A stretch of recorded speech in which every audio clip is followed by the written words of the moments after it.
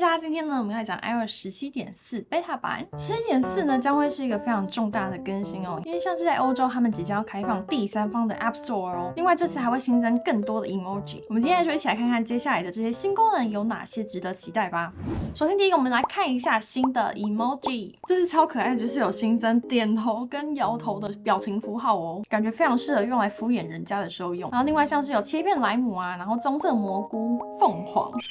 怎么会有凤凰？那除了这6个全新的表情符号呢，之前有一些像是走路啊或者坐轮椅等等的这些表情符号，他们新增了一些方向性或者是多元性，例如说扩大性别、肤色还有他们的穿着。而且呢，还有一个非常有趣的，就是过去不管是行走或是跑步这类有方向性的 emoji 都是往左边走，不知道大家有没有发现？那接下来更新会加入很多往右边走的图像。那这些新的表情符号呢，都是去年9月的时候表情符号统一协会 Unicode 15.1里面的一部分。接下来呢，我们会看到 iOS 系统也会陆续把很多的表情符号加进来哦。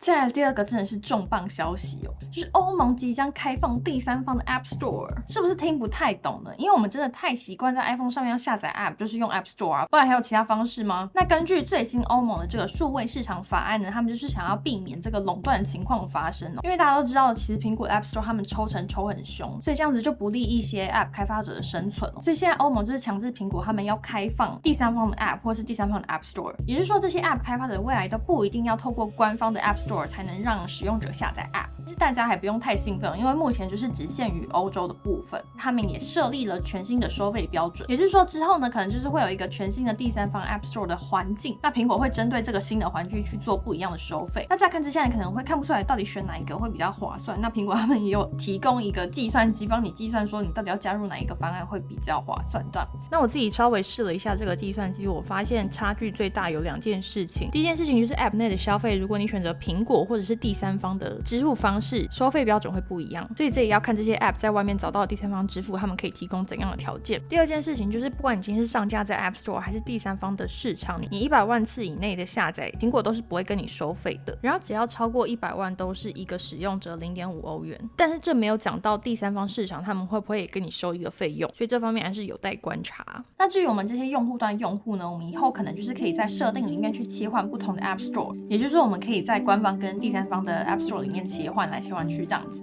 那这时候呢，大家可能就会非常在意说会不会下载到有毒软体啊，或是恶意软体。那苹果他们其实也是有把关，他们会先扫描一次这个 App O 不 OK 这样子。另外他们也有提供一些配套措施来避免这些恶意软体出现，但他们自己也承认他们没有办法完全消除这类的风险。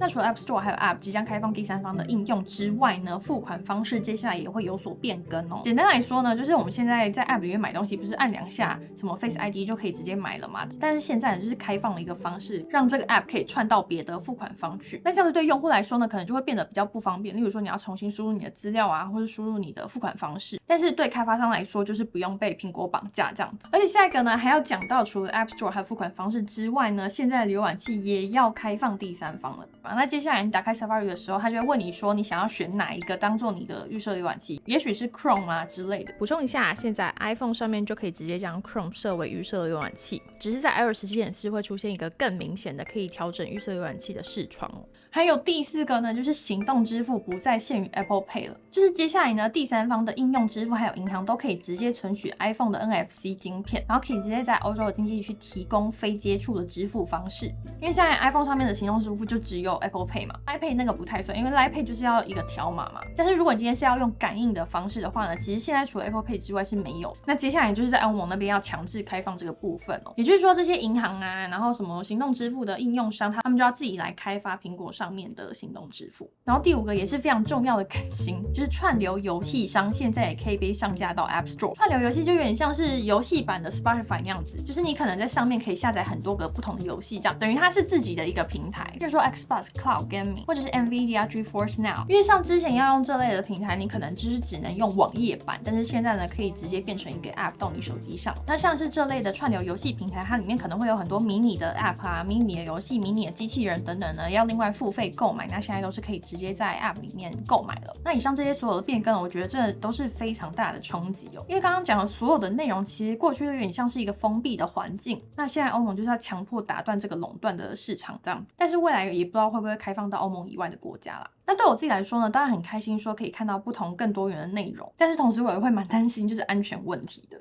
那下一个要讲到 iOS 17.4的新功能，就是 Podcast 现在开放转录文字，这是什么意思呢？就是现在我们在 Podcast 上面啊，你在播放的时候，它的左下角就会有一个很像歌词的按钮，然后你点下去就可以看到所有的文字稿。那这个部分呢，我猜应该是要 Podcast 他们自己提供哦，不是它自己自动辨识。那这个东西呢，就是很像歌词啦。那这就是提供一个多样性，你可以直接阅读它的内容，感觉是还蛮方便的。但是如果你提供文字稿的话，有的时候好像就不用听，不是吗？所以我不晓得这些制作 Podcast 的人会不会乐于见到说它直接变成一个文章这样子。下一个呢，要讲到 SharePlay。SharePlay 现在有一个功能，就是可以直接控制你朋友的音乐的播放界面。那现在这个功能已经开放 HomePod 还有 Apple TV。例如说你的朋友啊或家人到你家玩的时候，只要扫描这个 Apple TV 上面的 QR code 就可以直接操控你的音乐咯。最棒的就是他们不需要订阅 Apple Music， 就是只要这个 HomePod 或者是 Apple TV 的拥有者有订阅 Apple Music 就可以了。那下一个要讲到的新功能呢，就是现在码表也有提供 Live Activity 咯，它就会变成在动态岛上面也会显示一个小小的码表，然后显示说你现在是第几圈啊，然后时间是多少。同时在你锁定画面的桌布上面也会有这个码表的图示哦，这是这次的新功能这样子。